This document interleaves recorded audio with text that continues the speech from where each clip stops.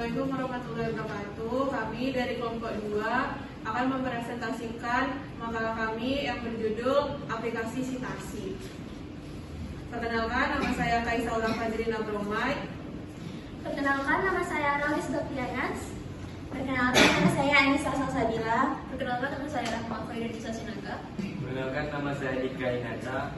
Dan perkenalkan, nama saya Muhammad Daniel Sihan. Perkenalkan, nama saya Radina Pertiwi. Definisi yang akan dibawakan oleh Kalis. Baik, sebelumnya perkenalkan, nama saya Ralis Dopianas. Saya akan menjelaskan pemaparan materi yang pertama, yaitu pengenalan aplikasi Citasi. Perkembangan teknologi digital memberikan dampak besar terhadap dunia akademik, terutama dalam proses penulisan karya ilmiah. Dahulu, membuat daftar pusaka dan mencantumkan dasar referensi dilakukan secara manual. Hal ini dapat membuat penulis kesulitan karena perlu mengatur format dan gaya citasi yang benar. Terkadang terjadi kesalahan seperti penulisan nama penulis yang tidak tepat, tahun terbit yang tidak sesuai, dan urutan referensi yang tidak sesuai. Selanjutnya, masalah seperti ini menjadi hambatan bagi penulis dalam menjaga keakuratan dan konsistensi dalam penulisan karya tulis ilmiah. Oleh karena itu, hadirnya aplikasi Citasi menjadi solusi untuk mengatasi berbagai kesalahan tersebut. Selanjutnya, definisi Citasi. Citasi didefinisikan sebagai pengambilan kalimat dari teks atau tulisan lain dengan tujuan memperkuat argumentasi dalam penulisan yang sedang disusun atau dibuat. Dengan menggunakan citasi, pembaca bisa dengan mudah untuk memahami, mencari tahu informasi tentang penulis karya ilmiah yang disitasi, judul karya tersebut, nama, lokasi, tanggal, dan tahun terbit, serta halaman yang disitasi. Oleh karena itu, citasi bukan hanya cara untuk menghargai karya tulis ilmiah orang lain, tetapi juga sebagai alat untuk mampu memberi rasa percaya dan integritas pada tulisan ilmiah yang dibuat. Sekian dari saya, akan dilanjutkan oleh Anissa. Baik, saya Anissa Salsabila. Di sini saya akan menjelaskan tentang jenis-jenis aplikasi citasi. Untuk jenis-jenisnya itu ada 4 ya teman-teman. Yang pertama ada Mendeley, yang kedua ada Zotero, yang ketiga ada EndNote, dan yang keempat ada RefWorks. Yang pertama saya menjelaskan tentang Mendeley. Mendeley itu biasanya aplikasi yang sering digunakan oleh para profesor, akademisi, dan juga mahasiswa seperti kita. Mendeley memiliki fungsi di antara lain dapat menyimpan dan mengelola referensi 6 ilmiah, maksudnya yaitu jumlah referensi dari ilmiah, yaitu 6 jurnal, 6 buku, dan juga 6 artikel yang menjadi rujukan dalam tulisan ilmiah. Dan juga dia bisa menambahkan citasi langsung ke dalam dokumen, serta menghasilkan daftar pustaka secara efisien, baik itu dari nama penulis, tahun terbit, judul buku, volume, nomor halaman, dan lain sebagainya. Lanjut, saya akan menjelaskan tentang Zotero. Zotero ini sangat efisien dalam mengorganisir referensi, serta mempermudah penulisan citasi dan juga daftar pustaka sesuai dengan berbagai gaya referensi penulisan. Gaya referensi penulisan ini seperti APA, MLA, dan juga Chicago. Maksud dari Zotero ini sangat efisien, yang pertama, karena dia dapat menyimpan referensi langsung dari internet seperti Google Scholar, Jurnal Online, hanya dengan satu klik saja. Dan juga mengorganisir referensi ke dalam folder berdasarkan topik, tugas, dan juga proyek tertentu. Memasukkan kutipan otomatis ke Microsoft Word, Google Docs, atau LibreOffice. Dan juga membuat daftar pustaka otomatis dengan berbagai gaya penulisan ilmiah. Selanjutnya ada EndNote. EndNote ini memiliki keunggulan yang terletak pada kelengkapan fiturnya. Dia juga memiliki dukungan terhadap ribuan gaya dan juga kemampuannya dalam mengelola ribuan referensi. EndNote ini dapat lebih dari 7.000 gaya penulisannya, artinya dia bisa menyesuaikan formatnya di daftar pustaka sesuai dengan aturan jurnal ataupun kampus. Setelah itu ada RefWorks. RefWorks ini merupakan platform manajemen referensi yang berbasis cloud-based.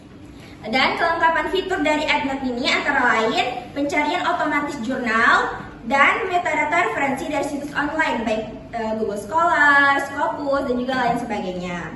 dan juga menyimpan dan mengatur file PDF langsung ke perpustakaan digital dan menambahkan catatan dan highlight pada dokumen ilmiah. Sekian dari saya dan akan dilanjutkan oleh materi teori-teori.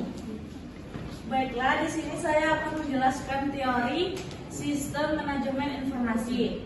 Menjelaskan bahwa sistem informasi merupakan sekumpulan komponen yang saling menghubungkan untuk mengumpulkan, mengolah, menyimpan, dan mendistribusikan informasi guna mendukung proses pengambilan keputusan serta kegiatan organisasi atau individu. Sistem ini berfungsi untuk memastikan bahwa informasi yang diperoleh dapat digunakan secara efisien dan efektif dalam mencapai tujuan tertentu.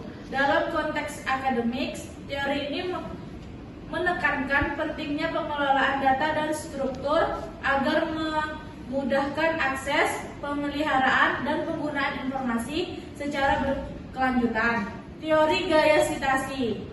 Di sini ada dua macam seperti konsistensi dan kejelasan kebutuhan disiplin ilmu. Tujuan utama gaya citasi dalam menciptakan konsistensi dan keseragaman di seluruh karya tulis dalam suatu bidang. Dua perbedaan gaya citasi mencerminkan informasi pada paling relevan dalam bidang studi tertentu. Gaya APA umum digunakan dalam ilmu sosial, psikologi, dan pendidikan. Prinsip utamanya adalah menekankan tanggal publikasi. Gaya MLA umum digunakan dalam humaniora, bahasa, dan sastra. Prinsip utama adalah menekankan nomor halaman. Gaya LEF atau font cover numerikal umum digunakan dalam teknik, sains, dan kedokteran. Prinsip utamanya adalah menggunakan sistem penormalan. Tujuannya adalah agar citasi tidak mengganggu alur bacaan dengan detail penulis dan tahun, karena fokus utama pembaca adalah pada hasil teknis ilmiah yang disajikan. Gaya Chicago umumnya digunakan dalam sejarah dan seni. Gaya ini menggunakan catatan kaki, footnotes, atau catatan akhir, endnotes. Sistem ini menggunakan penulisan untuk membentuk komentar tambahan atau detail kutipan yang lebih kaya tanpa memberi teks utama.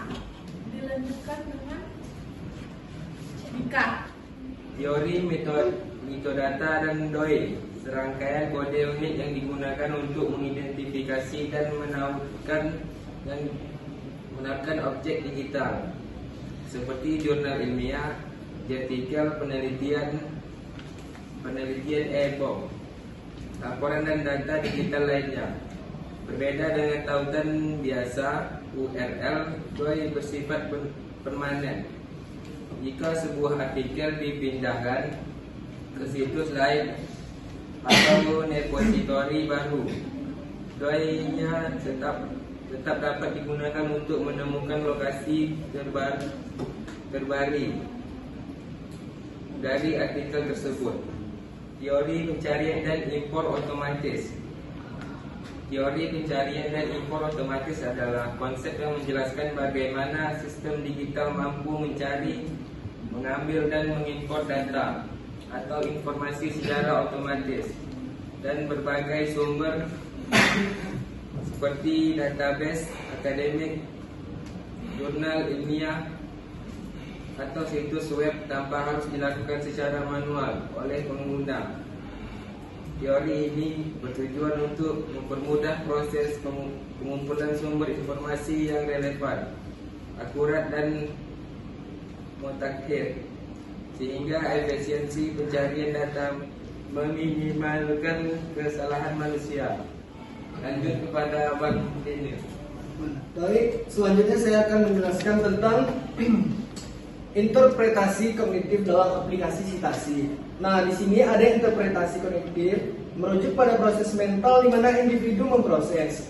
Terus menganalisis dan memberikan makna terhadap informasi yang diterima berdasarkan konteks dan pengetahuan yang sebelumnya. Nah, interpretasi kognitif ini berkaitan dengan penerjemahan informasi ke dalam struktur mental pengguna. Jadi, fitur seperti anotasi, penandaan, dan folder tematik membantu peneliti mengorganisasi informasi sesuai dengan skema berpikirnya. Dan selanjutnya yaitu ada perbandingan manfaat sebagai jenis aplikasi.